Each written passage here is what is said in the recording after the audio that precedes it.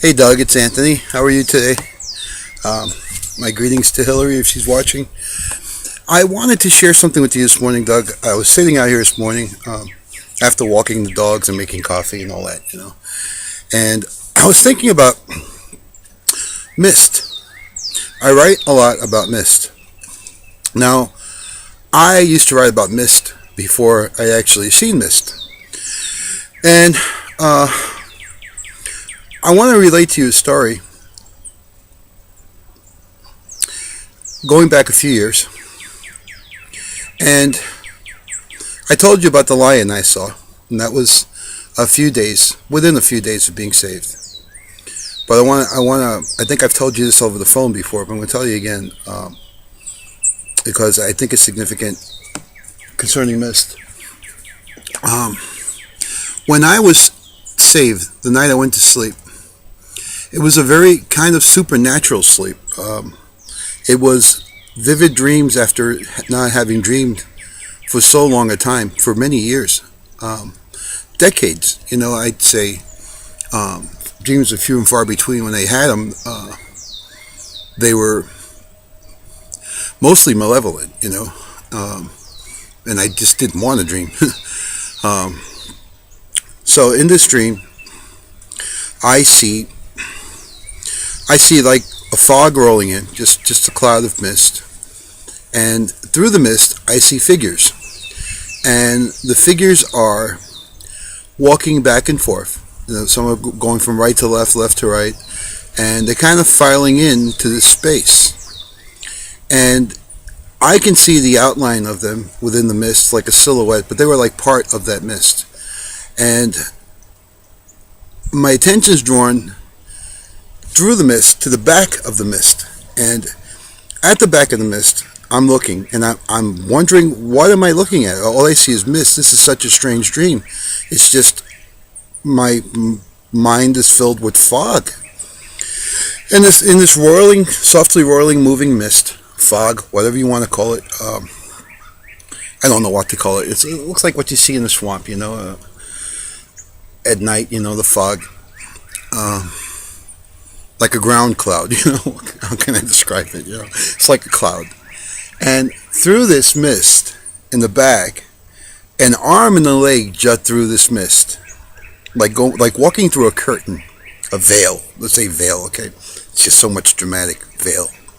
So coming through this veil, a leg steps in, like you would walk through a narrow, like if you sidled through a narrow way, gate, door, a door slightly ajar. And this figure makes its way, kind of makes its way, puts his one foot down, the other leg goes through, the next leg it follows, and it starts to walk straight towards me. Slowly at first, it's walking towards me, slowly, purposefully, and I'll tell you, at this point, I'm very frightened. But I don't move, I'm kind of frozen in place, I can't move. And as this figure starts to walk towards me, it begins to solidify.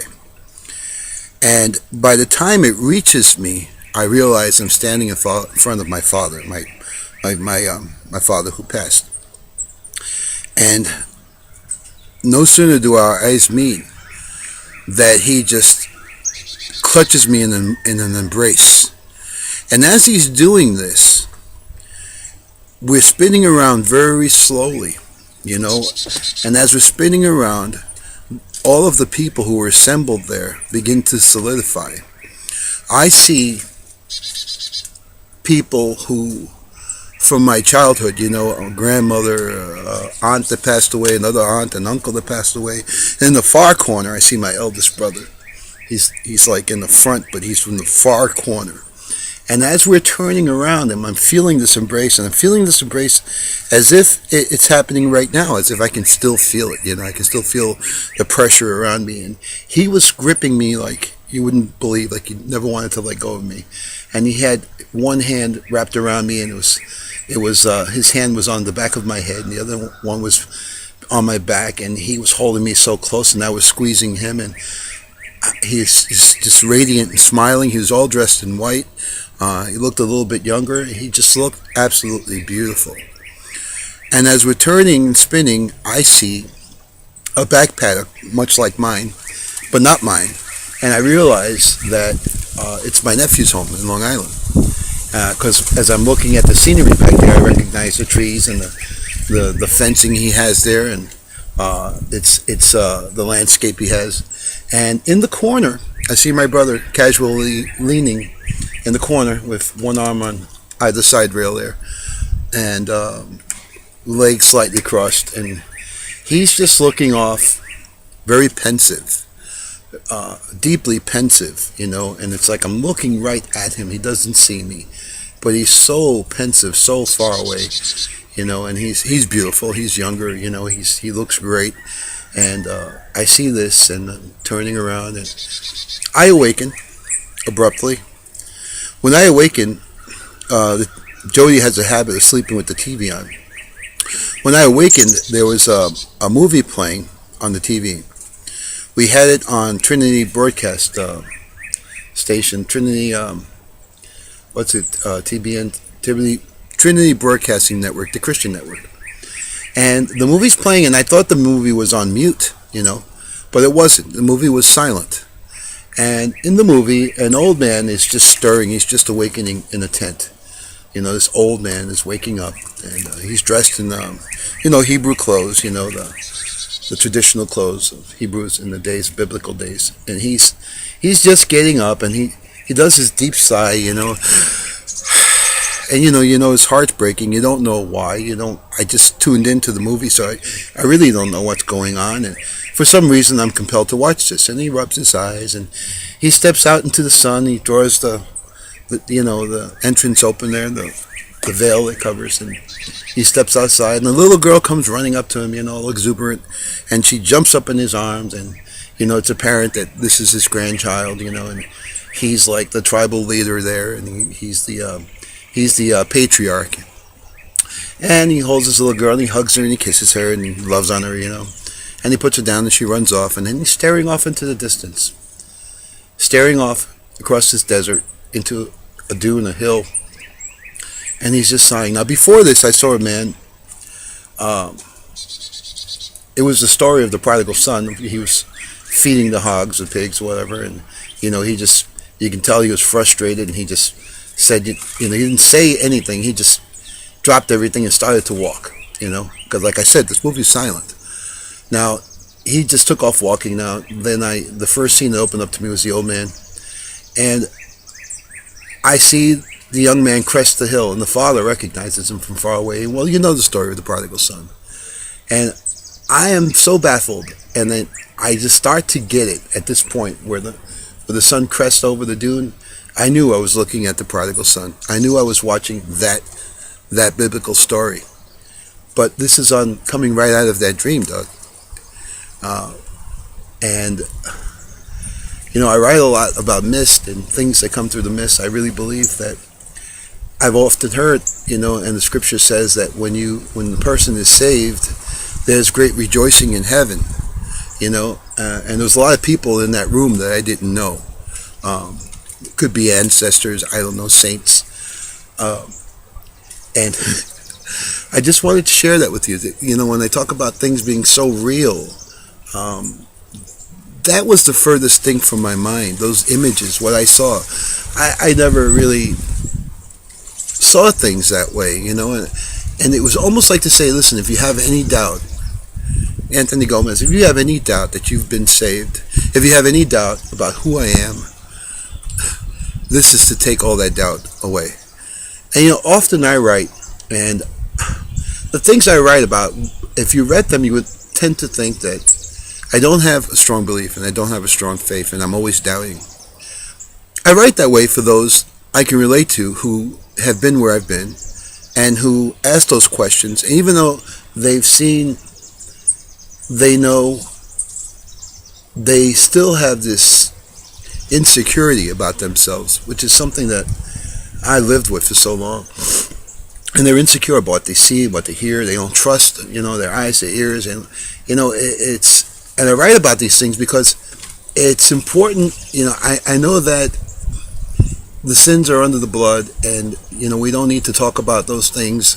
And I understand what you're saying when you talk about that, but I also understand that when I post something like that, you're going to be quick to what's the word you use? The term you used before. Put the best possible spin on it. So I can count on that spin.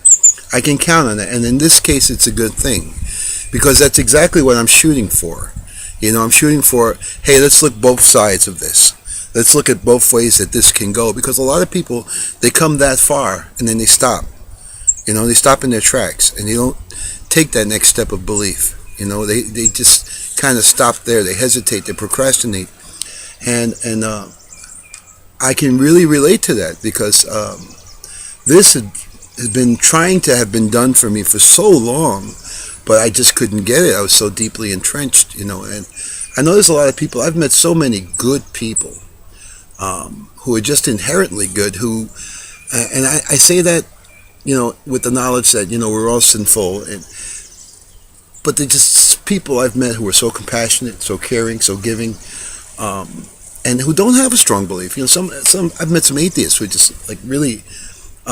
You would never know, like the Good Samaritan types, But, I know that this belief that we have is really hard to grasp hold of.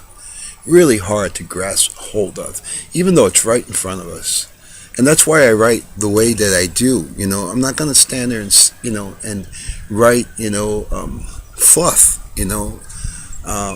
it doesn't serve any purpose. I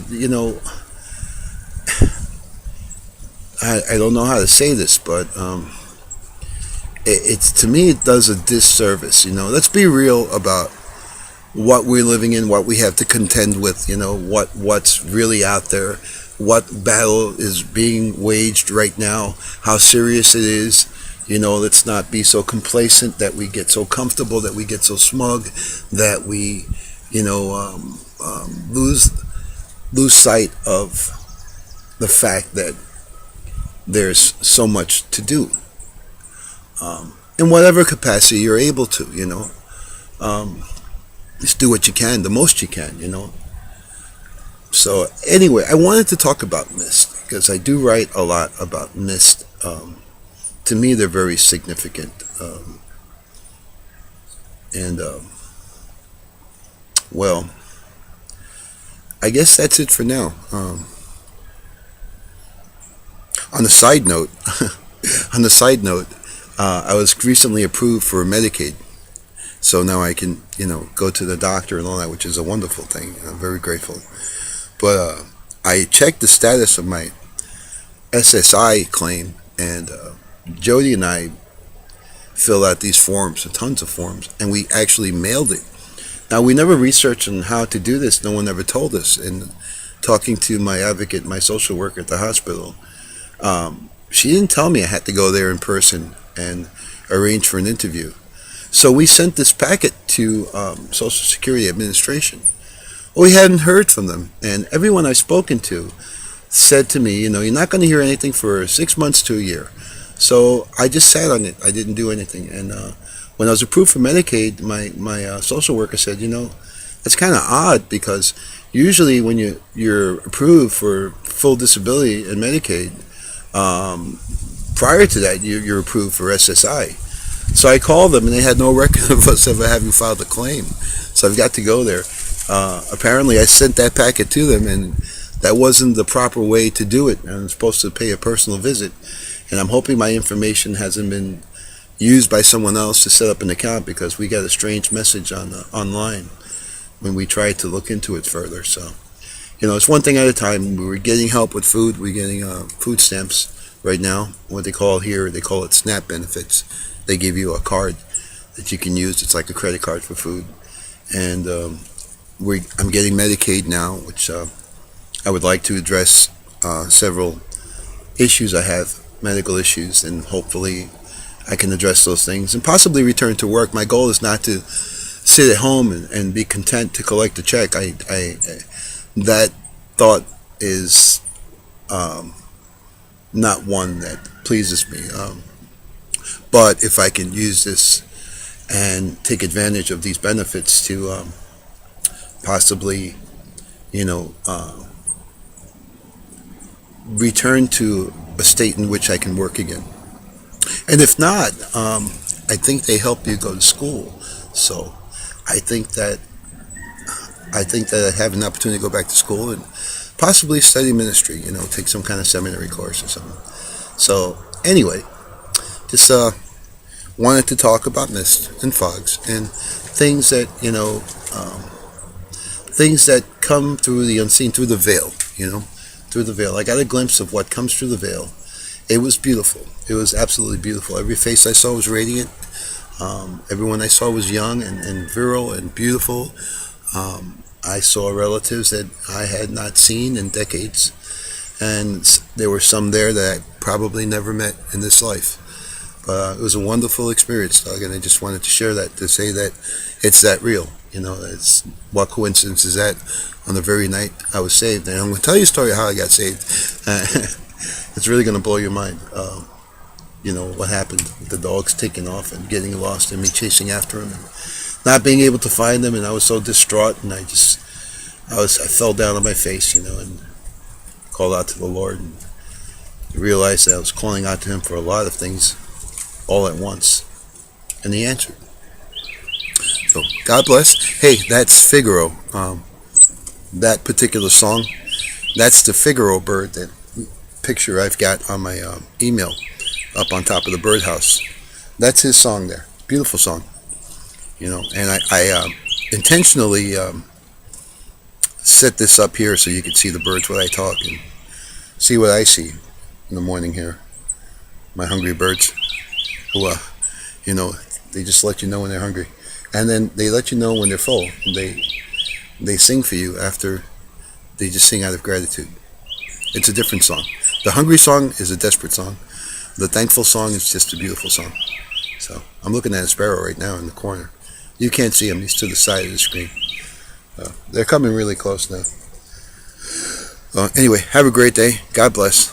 You take care of yourself. I hope this message was helpful to you. Bye-bye.